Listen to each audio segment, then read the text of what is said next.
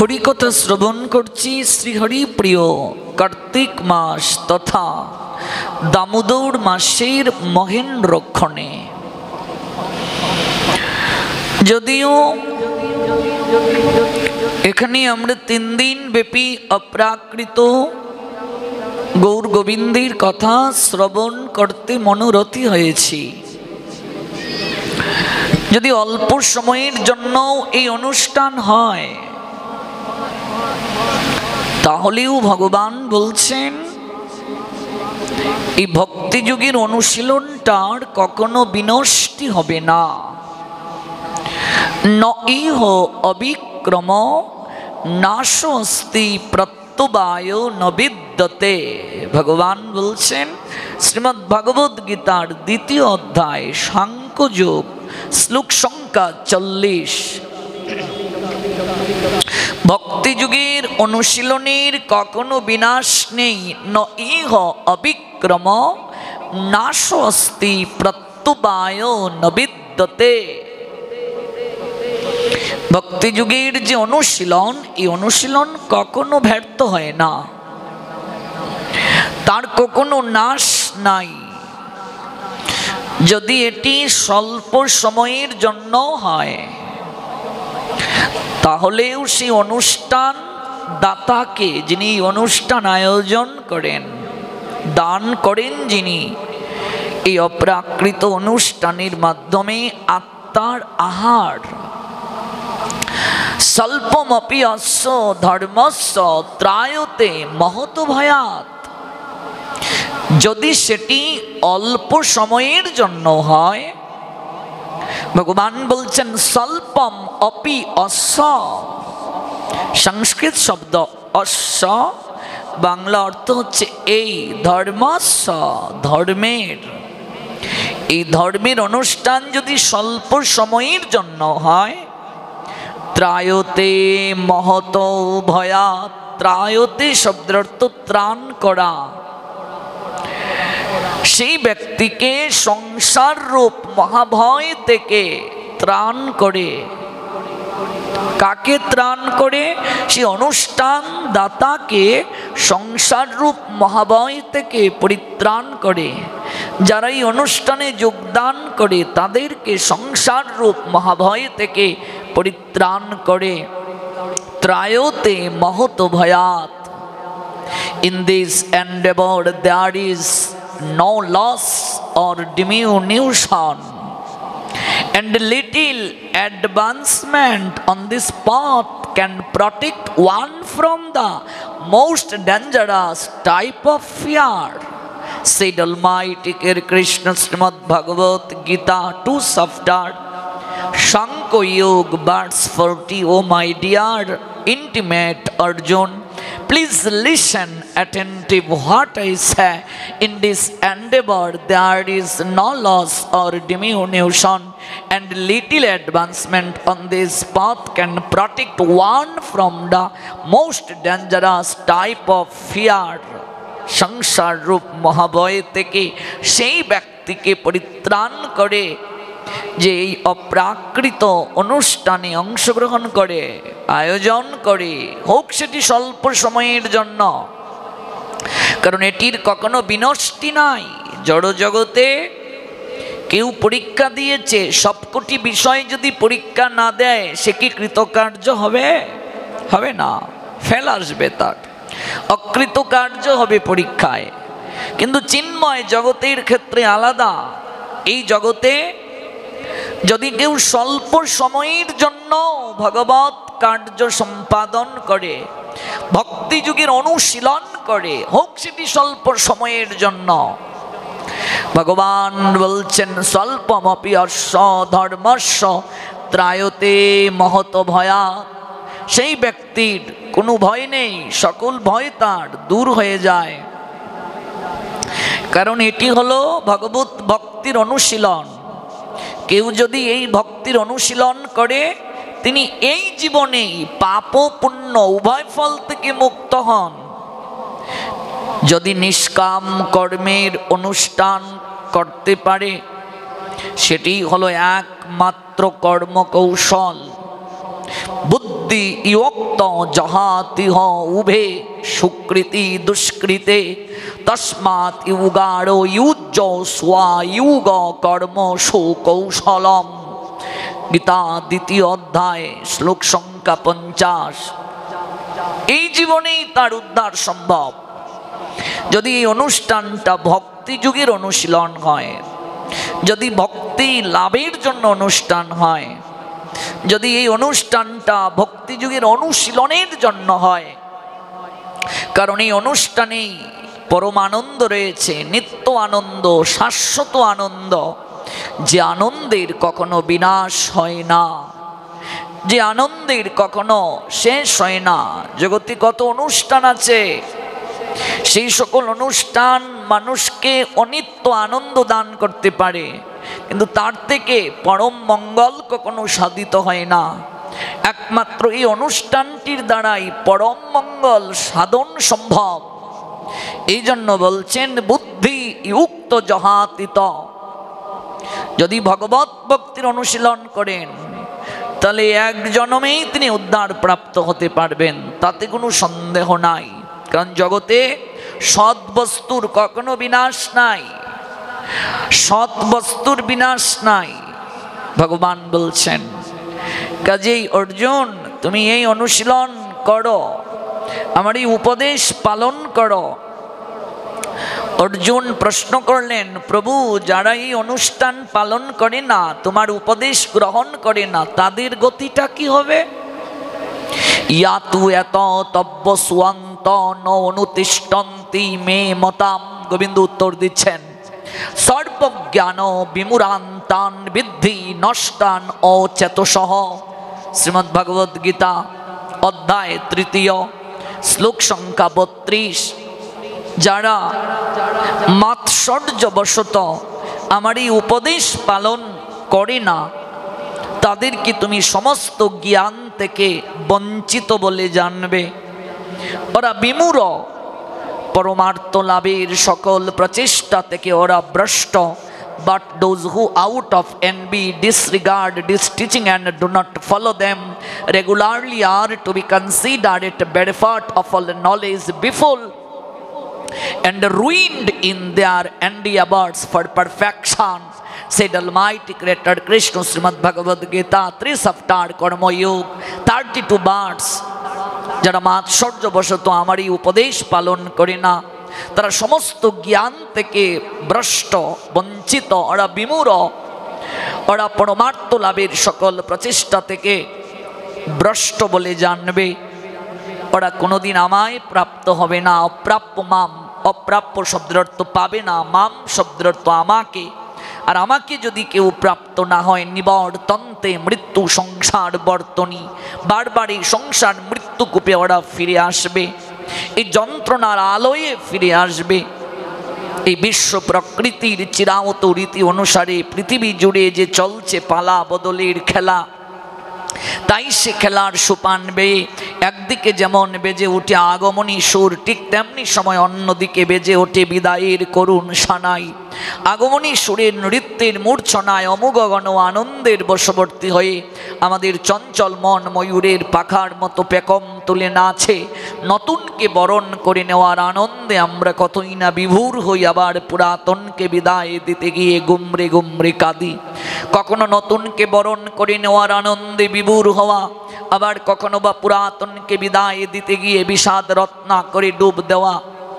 এই প্রবেশ, এই প্রস্থান, এই আসা, এই যাওয়া, এই আগমন, এই গমন, এই আসা যাওয়ার চক্রবুহে বারংবার তাকে ঘুরতে হবে। অপ্রাপ্য মাম, পাবে না আমায়, নিবর্তন্তে মৃত্যু সংসার বর্তনী, বারবার ফিরে আসবে। কখন আসা যাওয়া বারণ হবে? যখন আমায় প্রাপ্ত হবে। তোমাকে কোথায় পাবো? আমি আছি একমাত্র সেই জায়গায় আমার ভক্তগণ যেখানে মিলিত হয়ে আমার গুণকীর্তন করেন, সেখানে আমায় নিশ্চয়ই পাবে। সাধুর নিকটে যেও পাইবে আমায়, সেখানে গিয়ে হারানো সম্পর্ক পুনঃস্থাপন করো। তোমার সঙ্গে আমার যে সম্বন্ধ, এটি নিত্যকালের সম্বন্ধ। গোবিন্দ বলছেন, হে মনুষ্য জীব, তোমার সঙ্গে আমার যে সম্বন্ধ এটি শাশ্বতকালের সম্বন্ধ, এটি চিরকালের সম্বন্ধ। এই সম্বন্ধ তোমার সঙ্গে আমার বিস্মৃত হয়ে যাওয়ার কারণে তোমার এত দুঃখ, তুমি আমায় ভুলে গিয়েছো বলে তোমার এত যন্ত্রণা, তোমার সঙ্গে আমার সম্পর্কের অবনতি হয়েছে বলে এত কষ্ট। মহাজন বলছেন, ভুলিয়া তোমারে সংসারে আসিয়া পেয়ে নানাবিধ ব্যথা। এই জন্য এত কষ্ট, এই জন্য এত ব্যথা, এই জন্য এত যন্ত্রণা। তোমার চরণে আসিয়াছি আমি জানাবো দুঃখের কথা। কাজে সেই জায়গায় গিয়ে আবেদন জানাও বৈষ্ণবের মাধ্যমে। বৈষ্ণবের আবেদনে কৃষ্ণ দয়াময়, বৈষ্ণব আবেদনে কৃষ্ণ হন সদয়। ওই সম্বন্ধ পুনঃস্থাপন করো, শ্রবণ করো তাদের কথা যারা আমার সঙ্গে সম্বন্ধ স্থাপন করেছেন, যারা আমার বংশীর ধ্বনি শুনে সকল কিছুকে জলাঞ্জলি দিয়ে আমার নিকটে ছুটে এসেছেন। সেই ব্রজগোপীদের কথা শ্রবণ করো, শ্রবণ করো আমার মনমনা ভক্ত ব্রজবাসীদের কথা, শ্রবণ করো আমার দিব্য লীলামৃত। তাহলেই তোমার কর্ণের বধিরতা ঘুচবে, তোমার চিত্তরূপ দর্পণ পরিমার্জন হবে, আর তখনই তোমার ভব মহাদাবাগ্নি নির্বাপন হবে, তুমি আনন্দ প্রাপ্ত হবে। একমাত্র আনন্দ নিকেতনে যাও, ওই সাধু সঙ্গটাই পরমানন্দের নিকেতন। এই পরমানন্দের নিকেতনে আমরা শ্রবণ করছি ভগবানের দিব্য লীলামৃত দামবন্ধন লীলা। গতকাল যে স্থলে এই লীলার ইতি টেনেছিলাম, আজকে আমরা সেখান থেকেই পুনরায় শ্রবণ করব। নিতাই গো শীতনতি প্রীতি প্রেমানন্দে হরি বল। জয় জয় শ্রী রাধে। আমরা গতকাল শ্রবণ করেছিলাম যশোমতী মা প্রাতকালে ঘুম থেকে উঠে নিজেই তিনি গোপালের জন্য নবনীত তৈরি করার জন্য দধিমন্থন করছেন, মনে আছে তো? যশোমতী মা সুন্দর করে সেজেছেন, একটা রেশমি হলুদ রঙের কাপড় পরিধান করেছেন তিনি, ঘাগরা। ব্রজ গোপীগণ এই বস্ত্র পরিধান করেন, সুন্দর করে নিজেকে সাজিয়েছেন যশোমতী মা। পৃথু কটি তটে শুবে দুকুল বসন। দুকুল বসন, ব্রজবাসীদের বসনটা হলো নিচে এক টুকরো আর উপরে এক টুকরো, স্কার্টের ন্যায় কিছুটা, গতকাল বলেছিলাম ঘাগরা জাতীয়।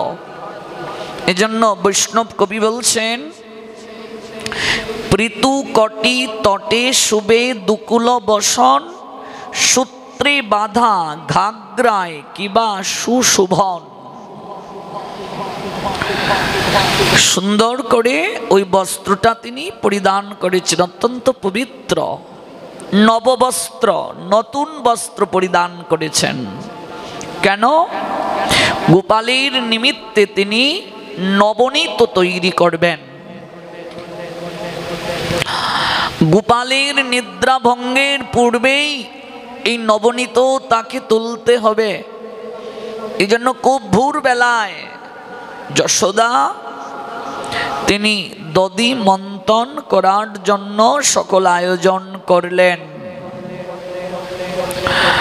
কাননেতে যত পুষ্প ছিল সকল পুষ্প আপন মমত্বে তিনি চয়ন করেছেন। সেখান থেকে মালতী পুষ্প খুফায় গুজে দিয়েছেন, আর কানের মাঝে কুণ্ডল।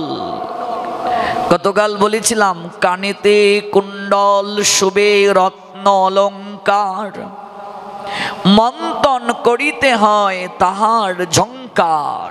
যখন মন্থন করছেন এই কানের কুণ্ডলগুলো ঝুমকাগুলো এমন করে শব্দ করছে। তার বরণটা বৈষ্ণব কবি বললেন কাঞ্চন বরণা। যশোদা মায়ের গাত্রবর্ণটা হলো কাঞ্চন বরণ। এমনিতেই কাঁচা সোনার মতো তার গাত্রবর্ণ। এরপরও তিনি যখন মন্থন করছেন ঘেমে গেছেন, ওই ঘামটা হলো মুক্তার নিয়ায়। গতকাল বলেছিলাম শরতে তৃণ কিংবা ঘাসের মাঝে শিশির বিন্দু পড়ে, আর প্রাতকালের পূর্ব গগনে উদিত রবির কিরণ যখন ওই শিশির বিন্দুর মাঝে পতিত হয় তখন ঝলঝল করে, মুক্তার নিয়ায় ঝলঝল করে। ইন্দুমুখে ঘর্ম বিন্দু মুকুতা উজলা, কবরী হইতে কষে মালতীর মালা। যখন দধি মন্থন করছেন এই যে চুলের মাঝে কবরী পুষ্পের, কবরী মানে খোফা, মালতীর মালাটা কবরীতে যখন গুজে দিয়েছেন তখন কিছুটা কষে পড়ছে, কষে পড়ছে কিছুটা। আর কি পুত্র স্নেহে স্তনযুগে খড়িতেছে ক্ষীর, বাহুর কম্পনে রানী হতেছে অস্থির। কাঞ্চন বরণা রানী তাহাতে স্থূলাঙ্গী, দীর্ঘকেশী নেত্র শোভা, জিনিয়া কুরঙ্গী মৃদুমন্দ সরে গায়ে পুত্রেরও চরিত। দধি মন্থনেতে নিজ মজাইয়া চিত্ত, নিদ্রাগত তখনও আছেন ভগবান। যশোমতী মনে মনে কৃষ্ণের ধ্যান, দেখো মোর মিনতি রেখো হে চক্রপাণি, এ সময়ে নাহি যেন উঠে মোর নীলমণি। আর ভগবান শ্রীহরিকে বলছেন, প্রভু আমার পুত্র নীলমণি যেন এখনো ঘুমেই থাকে, ঘুম থেকে যেন না উঠে। আমি যখন দধিটা মন্থন করে শেষ করব, নবনীত তুলব, তখন যেন আমার নীলমণি গোপাল উঠে, নতুবা আমি তো আর দধি মন্থন করতে পারবো না, সে আমায় বিরক্ত করবে। যখন এইভাবে তিনি দধি মন্থন করছেন, আমরা জানলাম মায়ের স্তনযুগল থেকে আপনা থেকেই দুগ্ধ ঝরে পড়ছে। যশোমতী মায়ের স্তনযুগল থেকে আপনা থেকেই দুগ্ধ ঝরে পড়ছে। এখানে বৈষ্ণব আচার্যগণ, ভাগবত আচার্যগণ একটা সিদ্ধান্ত দিলেন, চিন্ময় জগতের সকল কিছুরই তো আপন আপন চৈতন্য আছে, আপন আপন বাক প্রকাশ আছে। ওই স্তন যুগলের দুগ্ধ যেন আজ ভাবছে মনে মনে, যদি যশোমতী মা বাৎসল্য প্রীতির সহিত নবনীত তৈরি করেন, তাহলে গোপাল সেই নবনীত গ্রহণ করবে। তাহলে আজ তো আর গোপালের সেবায় আমরা লাগতে পারবো না। তাই স্তনের দুগ্ধ আপনা থেকেই মনের দুঃখে ঝরে পড়ছে যে আমরা তো আর আজকে প্রভুর সেবায় লাগতে পারবো না। স্তনযুগলের দুগ্ধ ধারা আপনা থেকেই ঝরে পড়ছে যে আমরা তো প্রভুর সেবায় লাগতে পারলাম না আজ। দেখুন, ভগবানের সেবায়, গুরু বৈষ্ণবের সেবায় যদি আমি নিজেকে উৎসর্গ করতে না পারি, এর থেকে বড় শাস্তি, বড় দুঃখ, বড় যন্ত্রণা আমার জীবনে আর কিছুই হতে পারে না। এই জন্য সাধক সাধিকা যারা তারা প্রার্থনা করে ভগবানের কাছে, আমায় সেবায় অধিকার প্রদান করো, সেবায় অধিকার।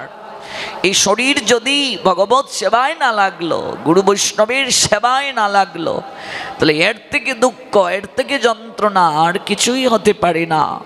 সেবা অধিকার, সেবা আনন্দ, এই আনন্দের নিয়ায় আর কোনো জগতে আনন্দ থাকতে পারে না, আর কোনো আনন্দ হতে পারে না।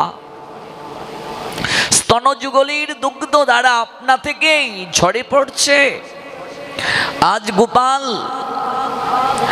এই দুগ্ধ আস্বাদন করবে না, নবনীত আস্বাদন করবে, মা আপন মমত্বে তৈরি করছেন। আমাদের সেবায় আজ লাগা হলো না। মস্তকে যে মালতীর মালাটা যশোমতী মা পড়েছেন, ওই মালতীর মালাটা ওই সুদীর্ঘ কেশের কবরীতে থাকতে চাইছে না।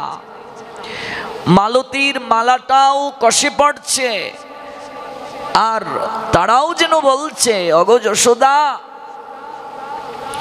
তোমার মস্তকে থাকার যোগ্যতা আমাদের নাই। যার কুল আলো করে স্বয়ং ভগবান আসেন, তিনি কত সৌভাগ্যবতী, তার মস্তকের কেশে থাকার অধিকার আমাদের নাই। আমরা তার চরণ যদি স্পর্শ করতে পারি, জীবন ধন্য হয়ে যাবে। তাই সুদীর্ঘ কেশের কবরী থেকে মালতী পুষ্পের মালাটা আজ যেন কষে পড়ছে, চরণে ঝরে পড়তে চাচ্ছে, চরণে ঝরে পড়তে চাচ্ছে আজ কবরী স্থিত মালতী পুষ্পের মালা। হায় হায়, বাৎসল্য প্রেমের মূর্তিমতী মাতা যশোদার মস্তকে থাকার যোগ্যতা কি আমাদের সাজে? তার চরণ পেলে আমরা ধন্য হব। এই জগতে কানন কান্তারে কত পুষ্প প্রস্ফুটিত হয়, সব পুষ্প কি আর গোবিন্দের চরণে অর্পিত হয়? সব পুষ্প কি আর গোবিন্দের নৈকট্যের জন যারা ভক্ত বৈষ্ণব তাদের চরণে অর্পিত হয়? যে পুষ্প গুরু বৈষ্ণব ভগবানের চরণে অর্পিত হয়, তার পুষ্প হয়ে জন্ম নেওয়া সার্থক হয়ে যায়। যে পুষ্পের মালা গৌর গোবিন্দের গলে শোভা পায়, যে প্রসাদী মালাটা গুরু বৈষ্ণবের গলে শোভা পায়, তার পুষ্প হয়ে জন্ম নেওয়া ধন্য হয়ে যায়, সার্থক হয়ে যায়। কাজেই ওই মালতী পুষ্পের মালার তারও যেন এরকম অনুভব হচ্ছে, মস্তকে থাকার উদ্যত্ত কি আমাদের সাজে? তার চরণ পেলে আমরা ধন্য হব। চিন্ময় জগতে সব কিছুরই স্বতন্ত্র ব্যক্তি সম্পন্ন ভাব আছে, তাই সব কিছুর পৃথক পৃথক অভিব্যক্তি রয়েছে। আর এদিকে কঙ্কনের ঝঞ্ঝন শব্দ হচ্ছে, দধি মন্থনের ঘর ঘর শব্দ, করতাল ও মৃদঙ্গ যেন বাদ্যরূপে মায়ের মুখের কৃষ্ণলীলা গানে সহায়তা করছে। এ কারণেই আমরাও ভগবানের বিভিন্ন সেবা করে আনন্দ লাভ করি। কেননা ইন্দ্রিয়ের দ্বারা ইন্দ্রিয়াধিপতির সেবা করলে ইন্দ্রিয়ের প্রকৃত তৃপ্তি লাভ করা যায়। কঙ্কনগুলো অন্য সময় থেকে বেশি করে ঝনঝন শব্দ করছে। ওই মা যখন গান গাইছেন, তখন কঙ্কন একটা আরেকটার সঙ্গে দধিমন্থন কালে যুক্ত হয়ে ঝনঝন শব্দ করছে। মা গান গাইছেন, কোনো মৃদঙ্গ কোনো করতাল তো আর কেউ বাজাচ্ছে না। ওই কঙ্কনগুলো একটা আরেকটার সঙ্গে ঝনঝন শব্দ করে মায়ের গানের শোভাকে বর্ধন করছে। দেখুন আচার্যগণের কি বিশেষণ, কি অনুভূতি। যতদিন পর্যন্ত অনুভূতি না থাকবে, হরিকথা আমি শ্রবণ করছি অনুভব নাই, লীলা শ্রবণ করছি অনুভব নাই, তাহলে কখনো পরিবর্তন হবে না। চরণের নূপুর, এই নূপুরও মনে মনে ভাবছে আমি কেন রুনুজুনু বাজব না, আমিও আমার প্রভুর প্রীতি বর্ধন করতে চাই। নূপুর রুনুজনু বাজছে, আর কঙ্কন একটা আরেকটার সঙ্গে ধ্বনি করছে। হাত বড়া কঙ্কন পড়েছেন যশোমতী মা। কখনো কেবল একটা শঙ্খ পড়তে নাই, মায়েরা মনে রাখবে, কঙ্কনের সঙ্গে শঙ্খ থাকবে, কেবল একটা শঙ্খ পড়তে নাই। একটা শঙ্খ পড়তে নাই কেন? তার সঙ্গে চুড়ি থাকবে, চুড়ি ব্যতীত কেবল শঙ্খ পড়তে নাই। আজকাল আমরা কেউ চুড়ি পরিধান করি না, যত পারা যায় না পড়লে ভালো। অনেকে শঙ্খ খুলে রাখার চেষ্টা করে। যশোমতী মা হাত বড়া কঙ্কন পরলেন। একটা কঙ্কনের সঙ্গে আরেকটা কঙ্কনের যখন ধ্বনি হয়, আচার্যগণ সিদ্ধান্ত দিলেন সংসারের যত নেতিবাচক ধ্বনি আছে দূর হয়ে যায়, অলৌকি দূরীভূত হয়ে যায় কঙ্কনের ধ্বনি দ্বারা। এই জন্য কঙ্কন যেমন বাজছে, নূপুরটাও রুনুজনু শব্দ করছে। প্রত্যেক গৃহলক্ষ্মী চরণে নূপুর পড়বে। যশোমতী মা চরণে আলতা পরিধান করেছেন, নূপুর পরিধান করেছেন, কোমরে বিছা দিয়েছেন, হাত বড়া কঙ্কন, টিকলি দিয়েছেন, কান পাশা দিয়েছেন, সুন্দর শাড়ি পরিধান করেছেন, সেজেছেন। কারণ গোপালের জন্য নবনীত তৈরি করবেন। যদি সাজতে হয়, আমি তো ভগবানের জন্যই সাজব। লক্ষ্মীহীরা বেশ্যা 3 রাত হরিদাস ঠাকুরের নিকটে বসে হরিনাম যখন শ্রবণ করল, ব্রাহ্ম মুহূর্তে স্নান করতে চলে গেলেন হরিদাস ঠাকুর। লক্ষ্মীরা তো বসে রইল, একটাই তার হৃদয়ে মাঝে ইচ্ছা, কবে ওই সাধুর নাম সংখ্যা পূর্ণ হবে আর সে তার সঙ্গে দেহ ক্রীড়া সম্পাদন করবে, ওকে ধ্যানচ্যুত করবে, চরিত্র হনন করবে, আর রামচন্দ্র খা জমিদারের নিকট থেকে সে উপহার প্রাপ্ত হবে। হরিদাস ঠাকুর তাকে 3 রাত বসিয়ে রেখেছিলেন। ওই বসে বসে সে হরিদাস ঠাকুরের শ্রীমুখ থেকে হরিনাম শ্রবণ করল। 3 রাত হরিনাম শ্রবণের পর যখন হরিদাস ঠাকুর স্নান আদি সেরে তুলসী পরিক্রমা করে নিত্যকৃত্য সম্পাদন করে নৈকট্যে এসে বলছেন, মা আমি 3 রাত তোমায় বসিয়ে রেখেছি, বলো তুমি আমার কাছে কি চাও? আমার অপরাধ তুমি ক্ষমা করো। আমার নাম সংখ্যা পূর্ণ না হলে আমি যে কারোর সঙ্গে কথা বলি না, তোমার ইচ্ছে আমি পূরণ করব, বলো তুমি কি চাও? দেখুন এখানে একটা চমৎকার শিক্ষা। আপনি যে জপ সংখ্যা নিয়েছেন, এটি সম্পূর্ণ না হলে আপনি কখনো শয়ন করতে পারবেন না, আহার করতে পারবেন না। আমরা দেখতে পাই হরিদাস ঠাকুরের জন্য নীলাচলে গোবিন্দ দাস প্রসাদ নিয়ে আসতেন প্রতিদিন। মহাপ্রভু তাকে আদেশ করেছিলেন